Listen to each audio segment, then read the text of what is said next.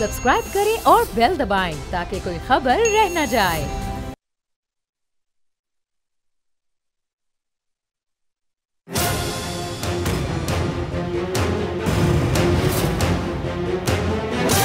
From the Islamabad studios of Bold Network, it's time for Jameel Farooqi on National Debate.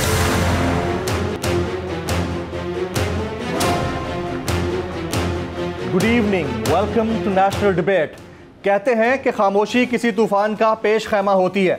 गुज़िश्ता 14 माह में इत्तेहादी हुकूमत के अंदर तमाम जमातें एक दूसरे के साथ शीरो शकर रहीं।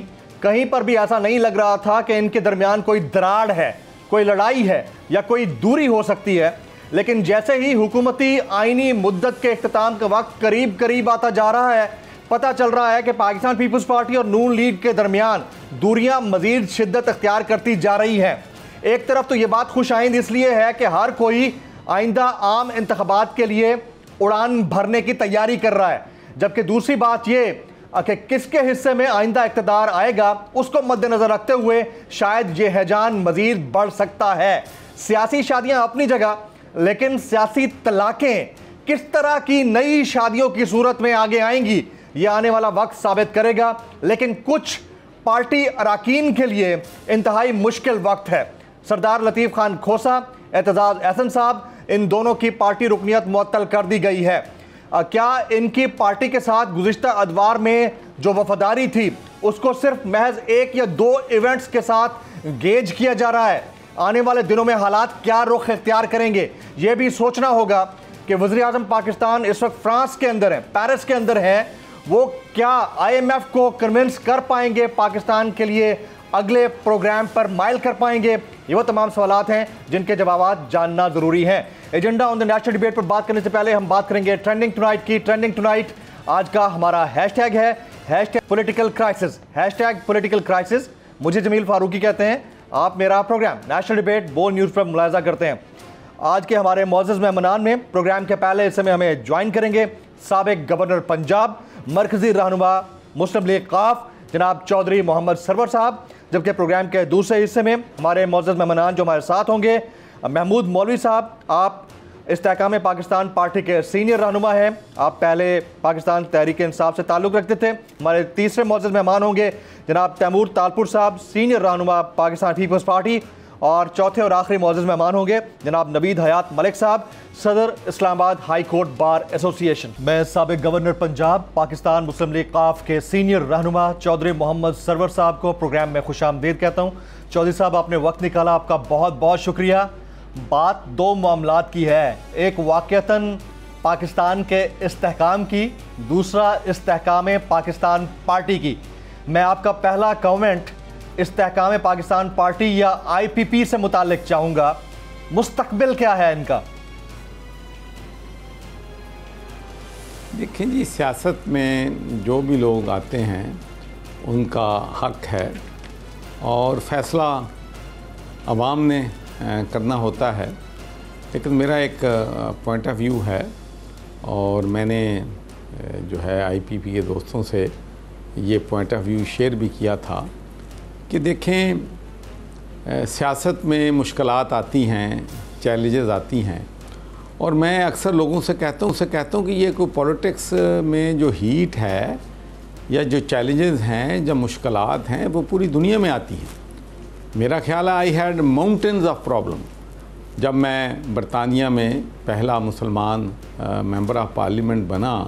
हेल बेंट ऑन मी, मेरे ख़िलाफ़ हर महकमे ने केस बना रखे थे और all the anti Muslim forces in the world and in UK were against me and they wanted कि मुसलमान को बरतानिया की पार्लियामेंट का मेंबर नहीं बनना देना। तो बड़ी मुश्किलात का चैलेंजेस सामना किया। ये भी था कि भाई मुश्किलात से घबरा के एक तरफ हो जाएं, लेकिन नहीं, मैदान नहीं छोड़ा। तो पहली बात तो ये है कि सियासत में if you can't take the heat then you should not be in politics. पहली बात तो ये है कि आपको मालूम है कि नून के लोग जो हैं उन्होंने बड़ी लंबी लंबी जेलें जो हैं वो काटी हैं, लेकिन कोई भी एक शख्स जो है उसने पार्टी छोड़कर दूसरी पार्टी में शमूलियत इख्तियार नहीं की। तो एक तो इन्होंने ठीक है जी, लोगों ने कहा कि भाई मुश्किलात होंगी, चैलेंजेस होंगे, इन्होंने कहा जी हम सियासत छोड़ रहे हैं। कुछ ने कहा हम जो है पार्टी, तो सब ने कहा हम पार्टी छोड़ रहे हैं, किसी ने कहा कि हम ब्रेक ले रहे हैं। और उसके फिर फ़ौरन बाद किसी सियासी जमात में जाना जो है, कोई भी सियासत को जो थोड़ा बहुत समझता है उससे मालूम होना चाहिए था कि इससे अवाम में गमो गुस्सा होगा, अवाम जो है इसको पसंद नहीं करेंगे। तो मेरा पॉइंट ऑफ व्यू है, बाकी I wish them all well, वो हमारे तमाम नहीं सर, आपका पॉइंट ऑफ व्यू इम्पॉर्टेंट है, साथ साथ आपकी सियासी बसीरत है। आप लंदन की बात करते हैं, जाहिर है आपने लंदन में स्ट्रगल की है, आपके साहबजादे ने स्ट्रगल की है। लंदन फैक्टर को पाकिस्तान की पॉलिटिक्स से एलिमिनेट नहीं किया जा सकता। आप ही ने कुछ दिन पहले बयान दिया था कि इस्तेहकाम पाकिस्तान पार्टी का वजूद लंदन वालों की ईमा पर हुआ है, मार्ज़े वजूद में आई है। इसको ज़रा कंफर्म कीजिए कि ये किसके कहने पर मार्ज़े वजूद में आई? नहीं देखें, ये मैंने जो कहना था फारूकी साहब वो कह दिया। हाँ। इस पर मज़ीद क्या तबसरा करना। देखें, आज हमें बात करनी चाहिए कि हमारी जो है यूनानी कश्ती में हमारे 300 से ज़्यादा भाई और बेटे जो हैं, उनकी ज़िंदगियां जो हैं वो चली गईं और उनके ख़ानदान के लिए बहुत बड़ी मुश्किलात हैं। अब दो सवाल यहाँ पर पैदा होते हैं। एक तो सवाल ये है कि ये इंसानी स्मगलिंग के कारोबार में जो लोग मुलव्वस हैं, क्या वजह है कि कोई भी हुकूमत उस वक़्त एक्शन में आती है जब कोई बहुत बड़ा डिज़ास्टर हो जाता है, और डिज़ास्टर के बाद फिर 2 हफ्ते एक्शन में रहती है, फिर लोग भूल जाते हैं, किसी को सज़ा नहीं होती। और यही वजह है कि ये लोग जो हैं दोबारा अपने जुर्म जो हैं वो करते हैं, क्योंकि पाकिस्तान में अदल इंसाफ नहीं है, जज़ा और सज़ा का निज़ाम नहीं है। अगर इन लोगों को इबरत का निशाना बनाया जाए, इन लोगों को सज़ा दी जाए, तो जो इंसानी स्मगलिंग का कारोबार जो है ये ख़त्म हो जाए। और दूसरा जो अहम सवाल है, हमें अपने अपने ज़मीर को जो है झांक कर देखना चाहिए कि ये क्या वजह है कि लोग अपनी जमा पूंजी, सारी ज़िंदगी की कमाई इन एजेंटों को देने के लिए तैयार हैं कि हम कहीं किसी न किसी तरीके से मुल्क में बाहर चले जाएं। ये रोज़गार की तलाश में गए हैं, ये इनके ख़ानदान जो भूखे मर रहे हैं, उनको 2 वक्त की रोटी मुयस्सर नहीं है। तो अपने रोज़गार की तलाश में लोग जो हैं पाकिस्तान से बाहर जाते हैं, अपनी जान को ख़तरे में डालते हैं। तो हमें अपने आप से सवाल करना है कि क्यों हम इस मुल्क में जो है प्रॉस्पेरिटी नहीं ला सके हैं, क्यों हम इस मुल्क से गुर्बत जो है वो ख़त्म नहीं कर सके हैं, क्यों हम इस मुल्क से बेरोज़गारी का खात्मा जो है वो नहीं कर सके हैं। तो ये सारे सवालात हैं जो कि चौधरी साहब मैं इसी तरफ आ रहा था। ज़ाहिर है पहले तो मैंने IPP की बात करनी थी और उसके बाद फिर इस्तेहकाम पाकिस्तान की वाक़ईतन बात करनी थी, इसके ऊपर मैंने आना है।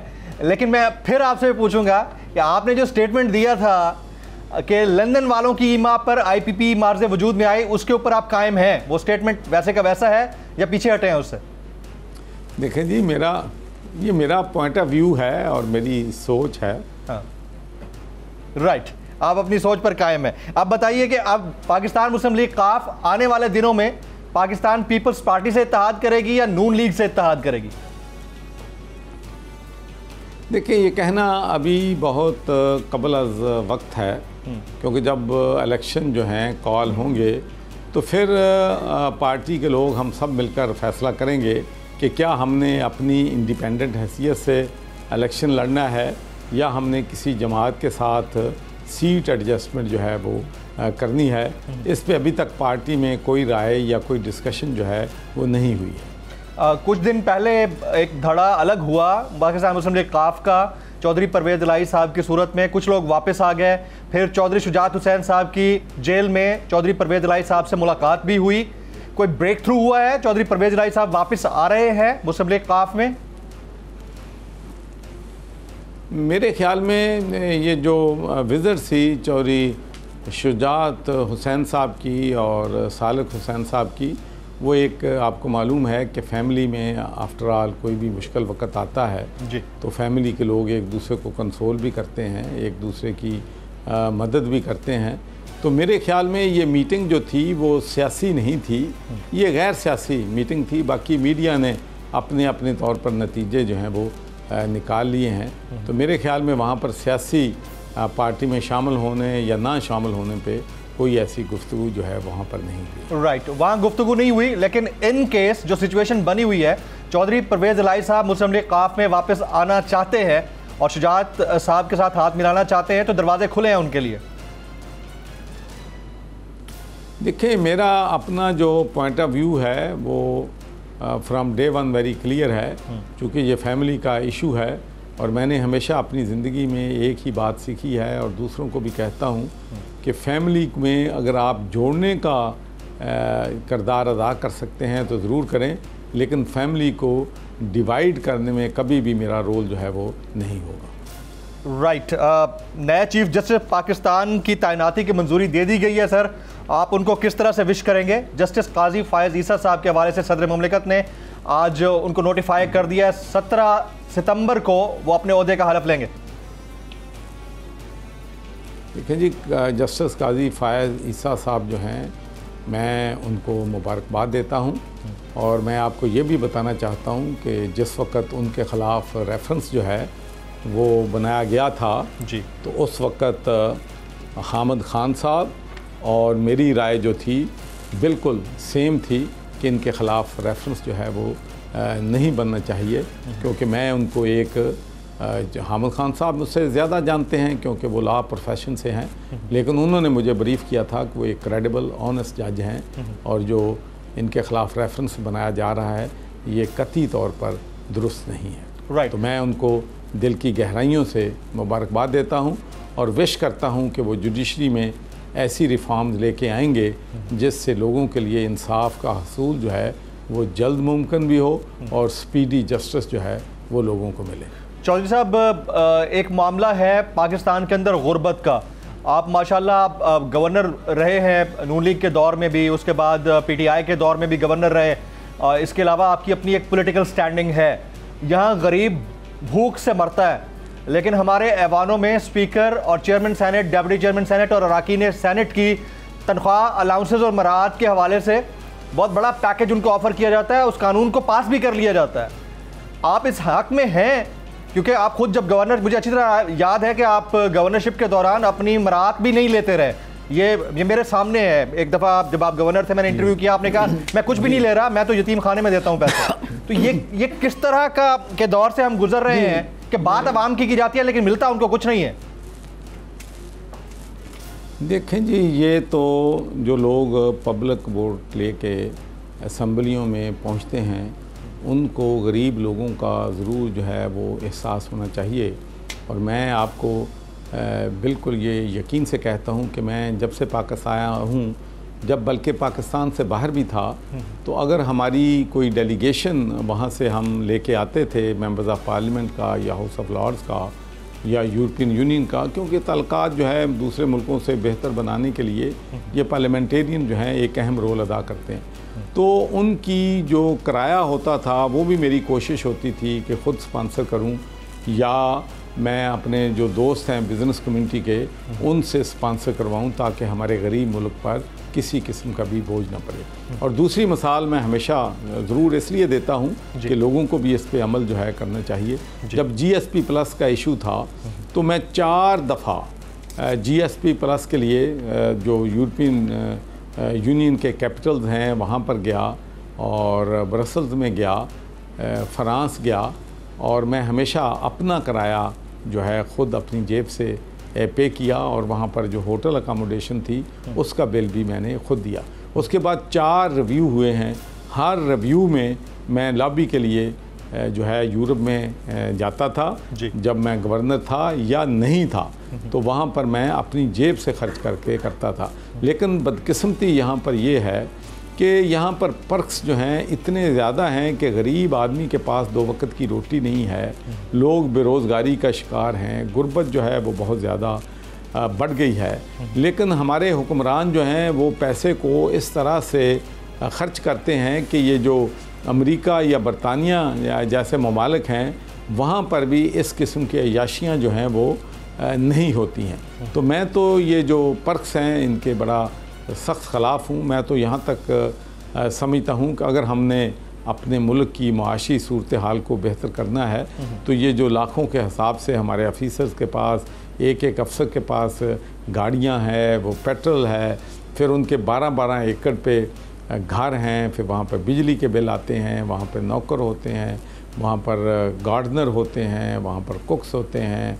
तो ये सारी याशियाँ जो हैं ये तो अमेरिका और बरतानिया जैसा मुल्क भी अफोर्ड नहीं कर सकता, वो भी सेविंग कर रहे हैं। तो एक तो हमें इस सेविंग की तरफ जाना है, और दूसरा जो अहम मसला है जी, जिसको मेरा ख्याल में पाकिस्तान के 100% लोग तो जानते हैं कि ये जितने भी फंड्स होते हैं एलोकेशन, चाहे वो डेवलपमेंट फंड जो हैं वो मरकज़ के हैं या सूबों के हैं, वो अगर वहाँ पर हम ट्रांसपेरेंसी ले आएँ, अकाउंटेबिलिटी ले आएँ, और वहाँ पर जिस तरीके से टेंडर दिए जाते हैं वो अबव बोर्ड हों और लोगों को उसमें शरीक किया जाए, और लोगों को वहाँ पर वेबसाइट पे इलाके के लोगों को कहा जाए कि अगर उनकी सड़क है या उनका फिल्ट्रेशन प्लांट लग रहा है या सीवरेज सिस्टम बन रहा है, अगर वो अप टू मार्क नहीं है तो उनके ख़िलाफ़ जो है शिकायत दी जाए।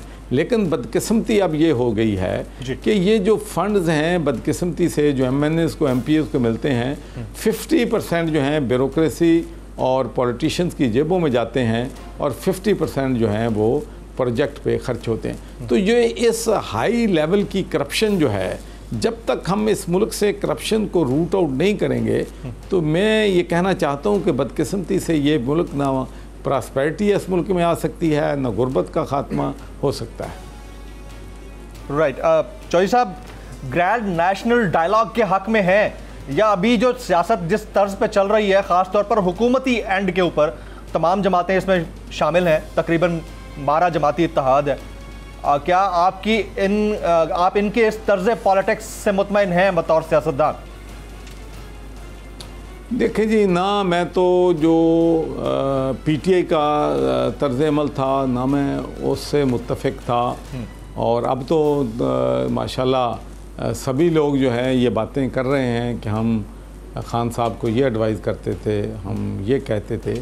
लेकिन उस वक़्त जब ये सब कुछ हो रहा था, बदकिस्मती से जो सीनियर लीडरशिप है उनको खान साहब के सामने खड़ा होना चाहिए था, और उनको कहना चाहिए था कि भाई ये लोग करोड़ों वोट जो हैं वो लेकर आए हैं, आप ये कैसे कह सकते हैं कि इनके साथ डायलॉग नहीं करेंगे, इनके साथ हाथ नहीं मिलाएंगे, इनके साथ काम नहीं करेंगे। तो मैं समझता हूँ कि उस वक़्त खान साहब का जो एटीट्यूड था वो भी गलत था, और अब मैं समझता हूँ कि PDM का भी जो एटीट्यूड है वो दुरुस्त नहीं है। देखें, माशी स्टेबिलिटी लाने के लिए सियासी इस्तेहकाम जो है वो बहुत ज़रूरी है। तो मैं समझता हूँ कि मुल्क के लार्जर इंटरेस्ट में तमाम सियासी जमातों को आपस में मिल बैठना चाहिए, और यहाँ पर मिसाक जमहूरियत भी होना चाहिए और मिसाक मईशत भी होना चाहिए।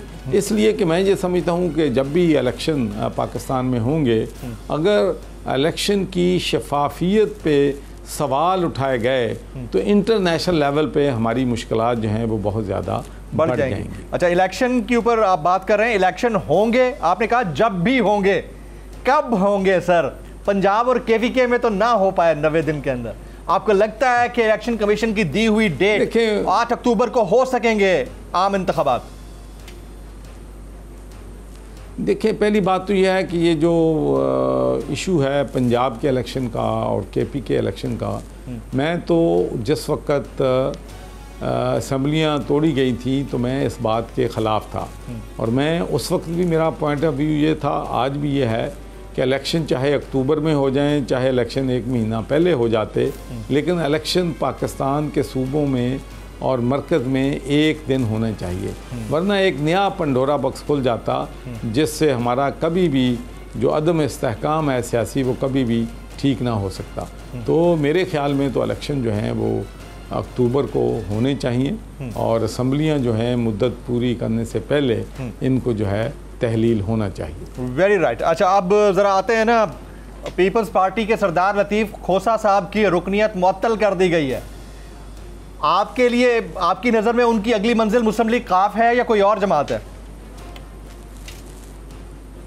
देखिए जी, मेरी बड़े अच्छे तल्कात हैं लतीफ़ खोसा साहब से, लेकिन सियासत में मेरी उनसे कोई बात जो है वो नहीं हुई है। अच्छा, आपकी कोई बात नहीं हुई है, लेकिन दरवाजे खुले। दरवाजे तो सियासतदान जो हैं, जो पॉलिटिकल पार्टी जो हैं, हमेशा अपने खुले रखती हैं। एब्सोल्युटली वेरी राइट है जनाब। चौधरी मोहम्मद सरवर साहब, साबिक गवर्नर पंजाब, बड़े हार्ड टॉक हुई मेरी उनसे, लेकिन बड़ी मजेदार जवाब दी आपने। वक्त निकाला, आपको बहुत बहुत शुक्रिया। ख्वातीन आज़ाद, एक ब्रेक के बाद वापस आएंगे, दीगर पैनलिस्ट हमारे साथ मौजूद होंगे आफ्टर दिस ब्रेक।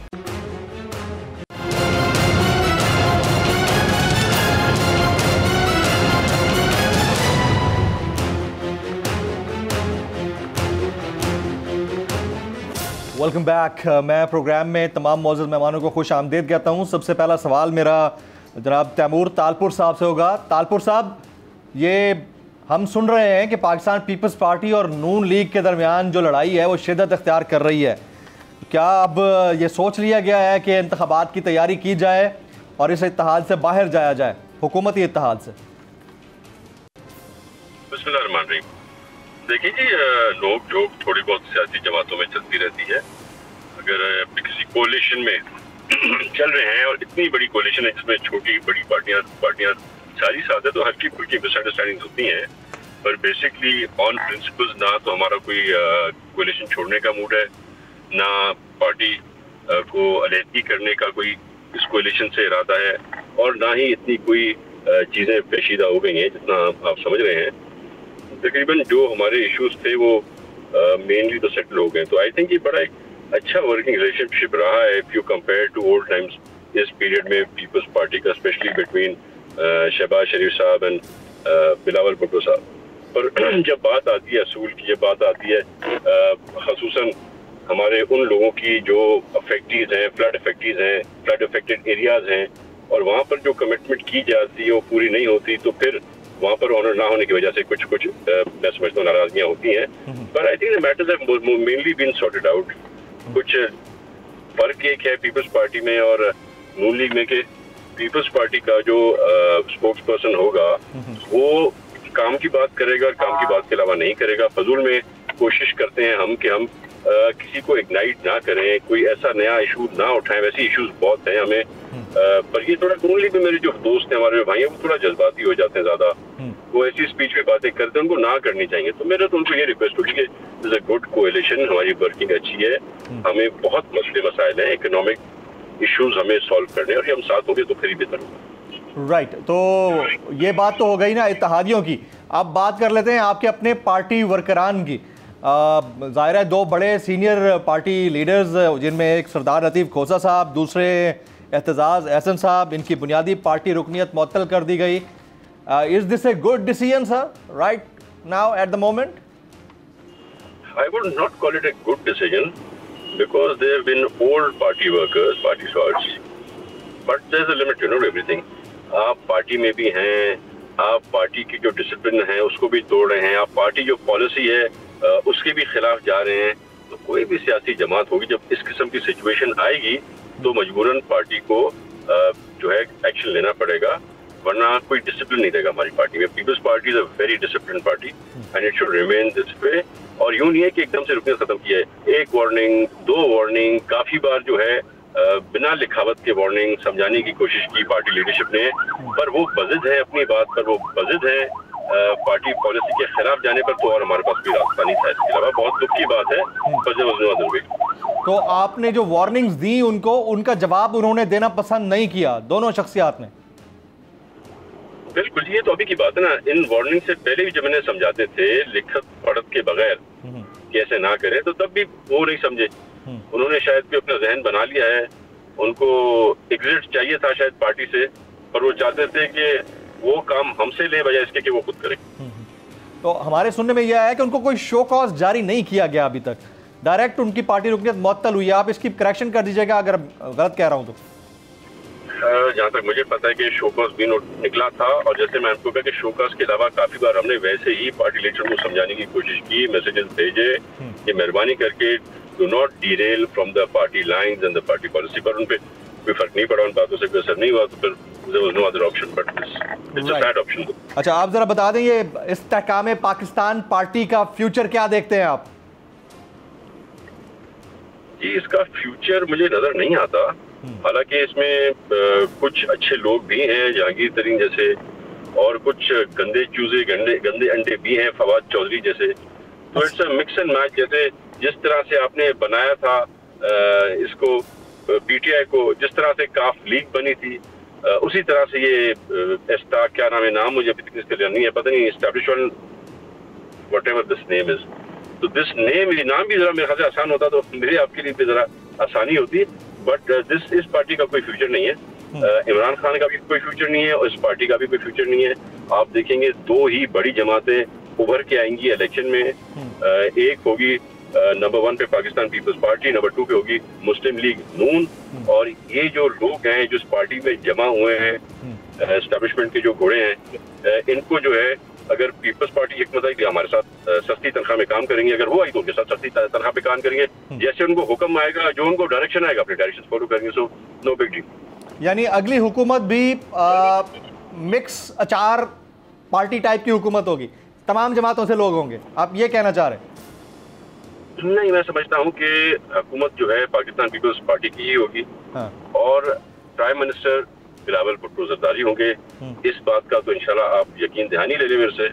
पर मैं समझता हूँ शायद हो सकता है मफाहमत की खातिर, इस मुल्क की सालमियत और इकोनॉमिक कंडीशन की खातिर हो सकता है कि जरदारी साहब ऑफर करें नून लीग को कि आप भी साथ आके हमारे बैठे हाथ बटाएं। पर प्राइम मिनिस्टर जो है वो जरूर बिलावल भुट्टो ही होंगे। वेरी राइट, आप बड़े कॉन्फिडेंट हैं कि बिलावल भुट्टो साहब अगले वज़ीर आज़म होंगे। बिल्कुल अच्छी बात है, साथ रहिएगा। महमूद मौलवी साहब हमारे साथ मौजूद हैं। महमूद मौलवी साहब, इस्तेहकाम पाकिस्तान पार्टी के ऊपर बड़ा तबर्रा हो रहा है, ख़ासतौर पर काफ लीग वाले कह रहे हैं कि ये पार्टी जो है ना खुद से नहीं बनी, ये लंदन फैक्टर की वजह से मार्ज़े वजूद में आई। इसके ऊपर आप कुछ कॉमेंट करना चाहेंगे मौलवी साहब? मौलवी साहब से लाइन कनेक्ट हो रही है, ड्रॉप हुई है। नवीद हयात मलिक साहब, सर बहुत शुक्रिया आपके वक्त के लिए, आप टेलीफोन पर जुड़े हुए हैं। ये फरमाइए कि लीगल ऑप्शंस क्या है मुस्तहकम पाकिस्तान के लिए? अभी तक तो इंतखाबात 2 सूबों में नहीं हो पाए। देखिए जी, इंतखाबात उस वक्त जब 2 सूबों के लिए ऑर्डर किया गया, बल्कि एक सूबे के लिए जो है 14 मई का जो ऑर्डर था ऑनरेबल सुप्रीम कोर्ट का, उस वक्त भी हमारा भी यही था कि तमाम मुल्क में इंतखाबात जो है वो एक वक्त में होने चाहिए, क्योंकि पंजाब या KPK में अलग इंतखाबात कराने के बाद जब जनरल इलेक्शन होंगे तो फिर मजीद आईनी पेचीदगियाँ पैदा होंगी।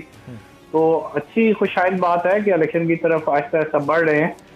अभी भी आप हमेशा व्यू पूछते हैं, अब भी ये सूरत हाल बन रही है कि इलेक्शन कराया जाए, लेकिन इलेक्शन अगर ना कराया गया तो पाकिस्तान जो है वो मुस्तहकम पाकिस्तान की तरफ नहीं बढ़ सकेगा।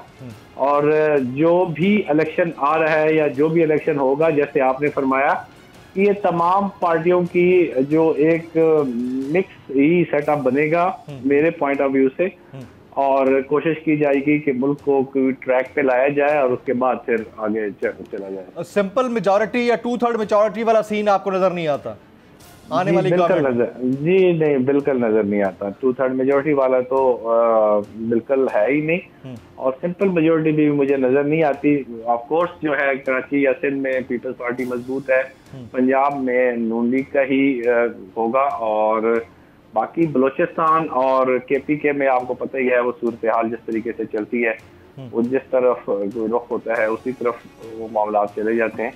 KPK में PTI की है, काफी सीटें हैं, राइट, और ये मिक्सअप ही एक गवर्नमेंट बनेगी। आप समझते हैं कि ये मखलूत किस्म की हुकूमत बन पाएगी? मखलूत के, राइट। नवीद भाई साथ रहिएगा। इस वक्त महमूद मौलवी साहब ने हमें ज्वाइन किया है, आप सीनियर रहनुमा हैं इस्तेहकाम पाकिस्तान पार्टी के। मौलवी साहब बहुत शुक्रिया आपके वक्त के लिए। सबसे पहले तो ये इसके ऊपर कमेंट कीजिएगा, पर्सनल ओपिनियन का नाम दिया है, पॉइंट ऑफ व्यू का नाम दिया है चौधरी मोहम्मद सरवर साहब ने, लेकिन कहते हैं कि इस्तेहकाम पाकिस्तान पार्टी का वजूद लंदन वालों की मर्जी के बगैर कायम नहीं हो सकता था। आप क्या कहेंगे? देखिए, मैं इस पे चौधरी सरवर साहब की बड़ी इज्जत करता हूँ और बड़े पुराने सियासतदान हैं। इसके ऊपर मैं कोई कमेंट कर नहीं सकता हूँ, क्योंकि मैं अभी एग्जैक्टली इन हूँ नहीं जो मैं इसके ऊपर कमेंट करूँ। अच्छा, तो मतलब आप समझते हैं कि इसके ऊपर कमेंट करना मुनासिब नहीं है? हाँ, उसकी वजह के देखिए मुझे तो पता नहीं है ना। हाँ। तो अगर कोई चीज पता नहीं मैं उस पर कमेंट करना तो फिर अच्छा नहीं लगता। अच्छा ये बताइए कि जहांगीर खान तरीन साहब लंदन में मौजूद हैं, मुलाकात हुई उनकी नवाज शरीफ साहब से?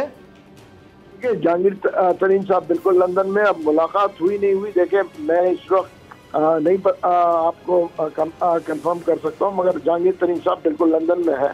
ओन चौधरी साहब भी लंदन में है। ओन चौधरी साहब भी लंदन में है। ये बात कंफर्म है कि ओन चौधरी साहब ने और नोमान लंगड़ियाल साहब ने इस वज़ीर आज़म ऑफिस की जो इम्पोर्टेंट पोजीशंस थी उनसे इस्तीफा दे दिया है? मेरे पास कोई कंफर्मेशन नहीं है। आपके पास कोई कंफर्मेशन नहीं है? और बाकी जो आपकी पार्टी में लोग शामिल हुए थे वो इंटैक्ट हैं, कोई वापस नहीं गया उनमें से?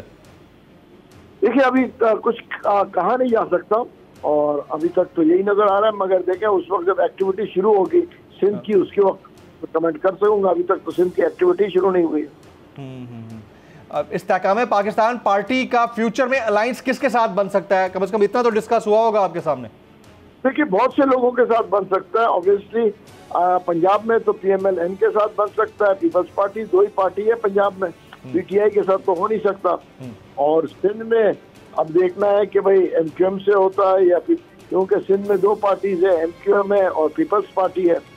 तो इन्हीं लोगों के साथ अगर हुआ तो हुआ, वरना तो ओपन लड़ना पड़ेगा। राइट। अब जिस वक्त आपने PTI छोड़ी थी आपने कहा था कि मैं सियासत को खैरबाद कह रहा हूँ, लेकिन आपने इस्तेहकाम पाकिस्तान पार्टी ज्वाइन कर ली। आपकी चॉइस पे है, इसमें कोई दूसरी राय नहीं है, लेकिन इतनी जल्दी क्या थी सर? सर एक तो चीज़ मैं आपको क्लियर कर दूं, अभी तक मैंने कल भी आपसे कहा था, आप ही के चैनल बोल पर मैंने कहा था कि अभी तक मैंने ये चीज़ कंफर्म नहीं की है। बिल्कुल मेरी बात हो, ये मैं आ रहा हूँ जा रहा हूँ, बहुत सारी चीज़ें डिस्कस की और मैं इंशाल्लाह 1-2 दिन में इस पे कंफर्म जब करूंगा तो ओपनली सारे चैनल्स पे कंफर्म करूंगा कि जी मैंने, क्योंकि मैंने कहा ना सिंध का इशू अभी तक क्लियर नहीं हुआ है। एक दफा सिंध का जो क्लियर हो जाएगा कि कौन प्रेसिडेंट बनेगा, कौन जनरल सेक्रेटरी बनेगा, कौन क्या बनेगा, तो बात फिर मैं भी आपको बता दूंगा। अच्छा, मतलब right now you are not a part of IPP, आप इस्तेहकाम पाकिस्तान पार्टी का हिस्सा नहीं है इस वक्त? क्योंकि देखिए जब तक मैं कंफर्मेशन सिंध की नहीं आएगी तो मैं हिस्सा नहीं, इसलिए तो मैंने कहा ना मुझे इन्फॉर्मेशन भी नहीं है। मेरे लिए तो अचंभे की बात है, मैं तो ये समझ रहा हूँ कि you are part of Istehkam Pakistan party. मेरे लिए तो बड़ी इंपॉर्टेंट खबर है ये। नहीं, not at the moment. Not at the moment, ये तो मेरे लिए ब्रेकिंग न्यूज़ है जी। अगर सुन रहे हैं PCR वाले, कंट्रोल रूम वाले, तो ये देख लीजिएगा कि कंफर्मेशन दे रहे हैं महमूद मौलवी साहब, अगले 2-3 दिन के अंदर इस चीज़ को क्लियर करेंगे। जब इनकी बात मानी जाएगी उसके बाद ये पार्टी ज्वाइन करने या ना करने का अनाउंसमेंट करेंगे। That's very fine sir, fair enough. Taimur Talpur sahab, Pakistan के अंदर वैसे बड़े मसले मसाइल हैं सर, हालात ठीक नहीं है, लेकिन chairman senate, deputy chairman senate, अरकान सेनेट, स्पीकर कौमी असम्बली, इनके लिए मरात का बिल पास हो जाता है ऐवान बाला से, और आपके 2 मेंबरान, एक सलीम मांडवी वाला साहिब हैं और दूसरे खुर्शीद शाह साहब। खुर्शीद शाह साहब ने इस बिल का साथ दिया, मांडवी वाला साहब ने इस बिल के मुखालफत की है, क्रिटिसाइज़ किया है।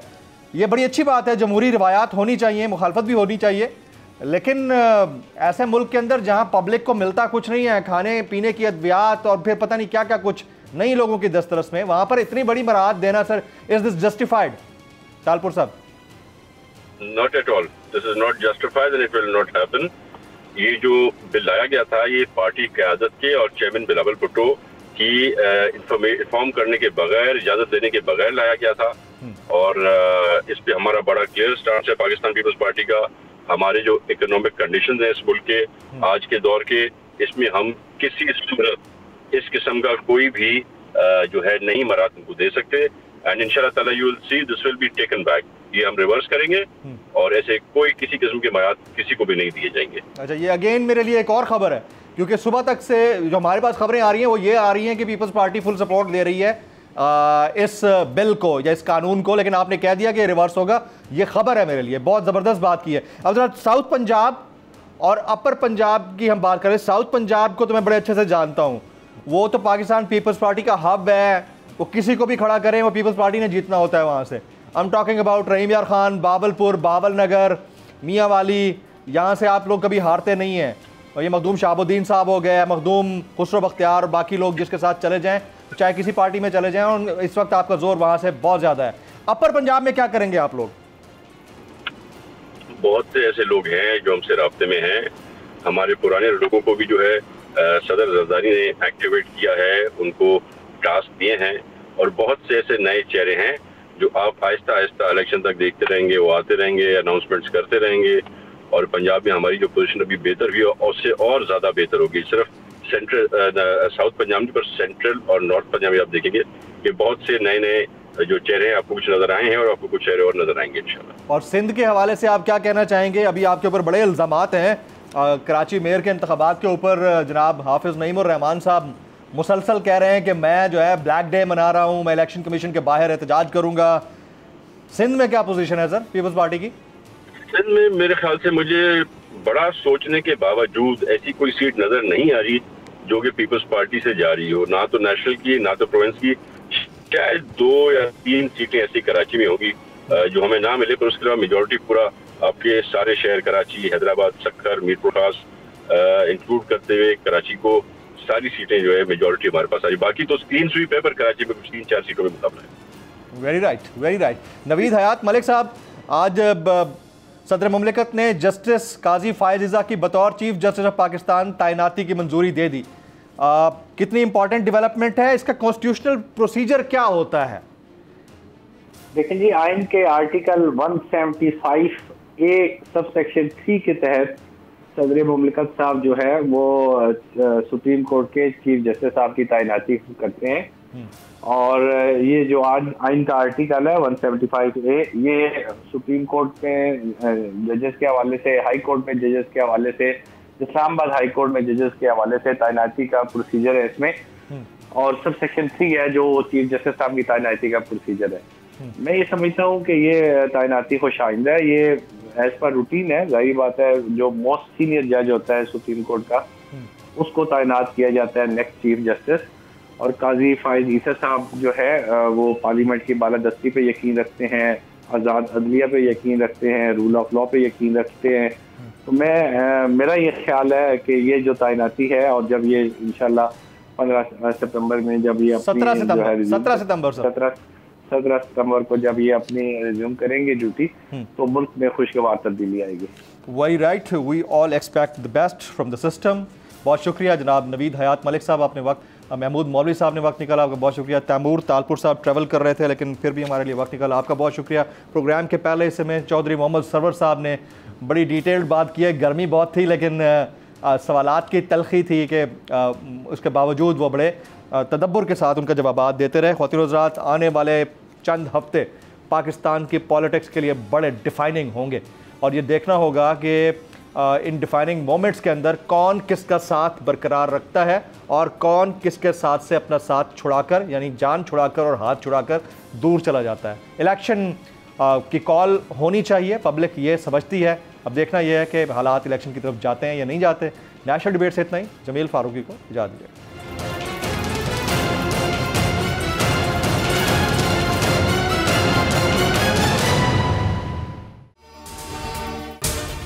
अगर आपको ये वीडियो पसंद आई हो तो सब्सक्राइब कीजिए और बेल आइकन जरूर हिट कीजिएगा। मेयर कराची के इंतखाब की जंग, बोल ने फिर छोड़ दिया सबको पीछे। इस वक्त मुर्तजा वहाब मुंतखब हो गए हैं मेयर कराची, ये ऐलान कर दिया गया है बाकायदा तौर पर। सहाफती रिवायत रखी बरकरार, बोल ने दिखाई सबसे बड़ी ट्रांसमिशन। और मैंने आपको कहा कि नंबर गेम में जमात इस्लामी के पास नंबर पूरे नहीं है। लम्हा बलम्हा की सूरत हाल से किया बाखबर आवाम को। रेंजर्स के एहलकार और पुलिस के एहलकार हैं वो हाई अलर्ट हैं और वो इस बात की कोशिश कर रहे हैं कि अब कोई नाखुशगवार वाक़या जो है वो रूनुमा ना हो सके, क्योंकि बोल है पाकिस्तान का नंबर 1 न्यूज चैनल। सब्सक्राइब करें और बेल दबाएं ताकि कोई खबर रह न जाए।